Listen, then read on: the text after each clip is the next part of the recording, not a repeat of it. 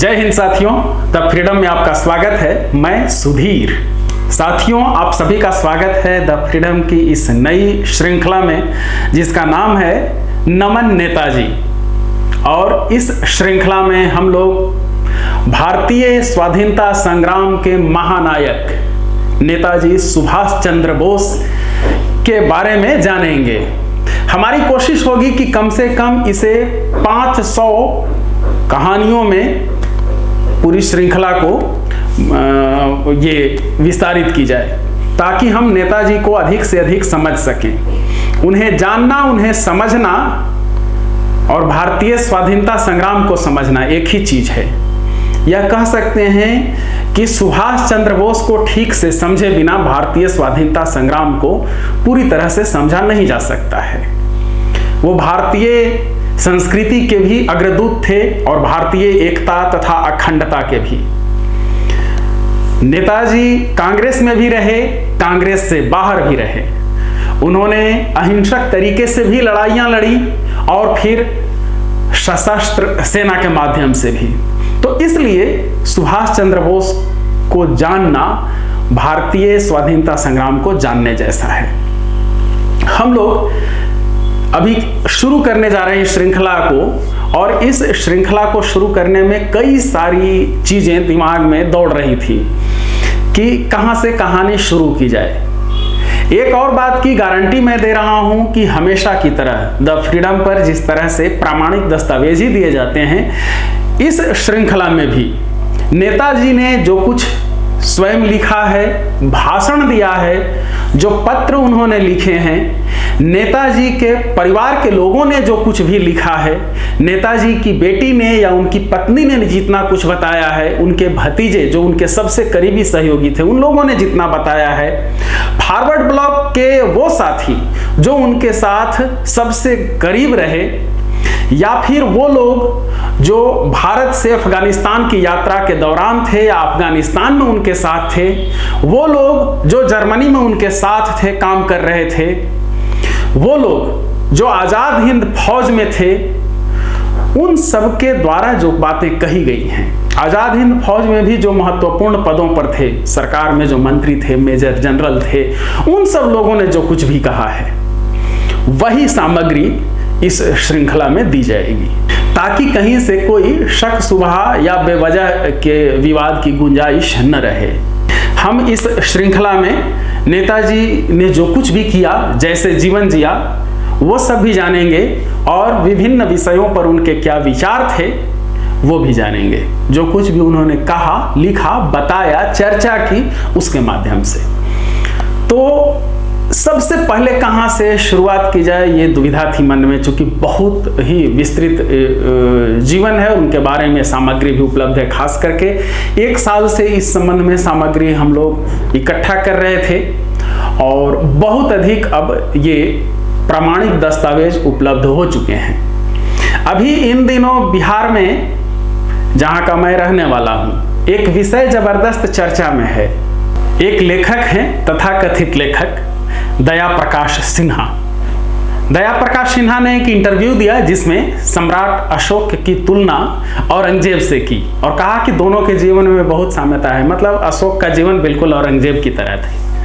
आज तक हम लोग ये जानते थे कि सम्राट अशोक न्याय के प्रतीक हैं, अखंड भारत के प्रतीक हैं, धर्मों में शांति सद्भाव के प्रतीक हैं, और औरंगजेब इस देश में क्रूरता का प्रतीक है, धार्मिक कट्टरता का प्रतीक है। लेकिन दया प्रकाश सिन्हा ने इस तरह से अध्ययन किया कि दोनों के जीवन में साम्यता नजर आने लगी। इस पर काफी विवाद हुआ। तो हम लोग आज पहले इस भाग में नमन नेताजी की पहली कहानी में हम लोग देखते हैं कि नेताजी सुभाष चंद्र बोस सम्राट अशोक के बारे में क्या सोचते थे। सुभाष चंद्र बोस जिन दिनों रह रहे थे भारत से दूर, उन्होंने कुछ किताबें लिखी थी। खास करके 2 मुख्य किताबों का जिक्र होता है। उन 2 में से एक किताब का नाम है द इंडियन स्ट्रगल 1920 टू 1942, यानी भारत का स्वाधीनता संग्राम, भारत का संघर्ष कह लीजिए, भारत का संघर्ष 1920-1942।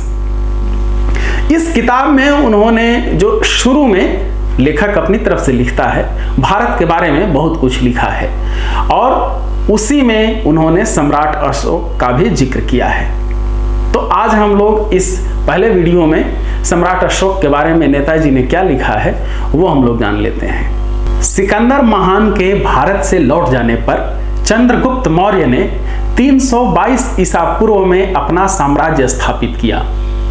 इस काल में और कुछ बाद में भी भारत में बहुत से गणराज्य थे।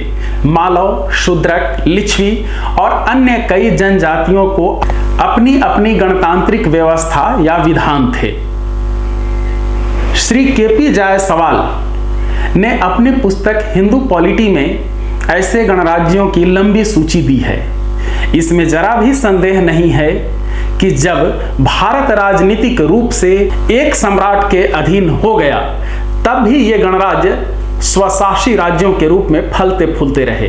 बस वे सम्राट की प्रभुसत्ता को स्वीकार कर लेते थे। साथ ही भारतीय इतिहास के इस युग में भी लोकप्रिय संसद एक सर्वमान्य और सुस्थापित संस्था बनी रही। मौर्य सम्राटों में सबसे महान था चंद्रगुप्त का पोता अशोक, जो 273 ईस्वी पूर्व के आसपास सिंहासन पर बैठा था। अशोक के साम्राज्य में आधुनिक भारत ही नहीं बल्कि अफगानिस्तान, बलूचिस्तान और फारस यानी ईरान का भी कुछ भाग शामिल था। मौर्य सम्राटों के अधीन शासन का स्तर कुशलता की दृष्टि से बहुत ऊंचा और प्रभावी था। उनका सैनिक संगठन तो उस काल की दृष्टि से पूर्ण और सर्वथा निर्दोष था। पृथक पृथक मंत्रियों के अधीन कई विभाग होते थे।